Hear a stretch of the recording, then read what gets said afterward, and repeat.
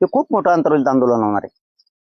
सगळीकडे शांततेत होणार आहे, पण आंतरवलीत खूप मोठं आंदोलन उभं राहणार आहे. आणि त्या आंदोलनात मग देवेंद्र फडणवीसला कळत आपण मराठ्यांच्या जीवावर मोठे झालो, पण आता किती भयानक आता ही किंमत मोजायची वेळ आली. आणि आपण ते करत असतो, जे बोलतो आपण ते करतो. आता तुम्ही बघा, आजच लोक मुक्कामी यायला लागले.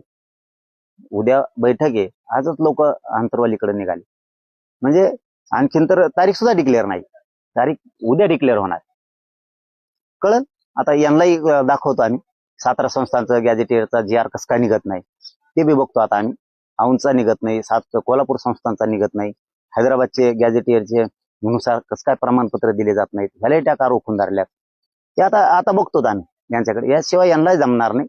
तरी आणखीनच संधी देवेंद्र फडणवीसांनी आणखीन तरी आमचे बळी घेऊ नये, कारण आमचे लेकरं सोन्यासारखे. तुमचे लेकरं जसे तुम्हाला वाटते तसे आमचे सुद्धा आम्हाला लेकरं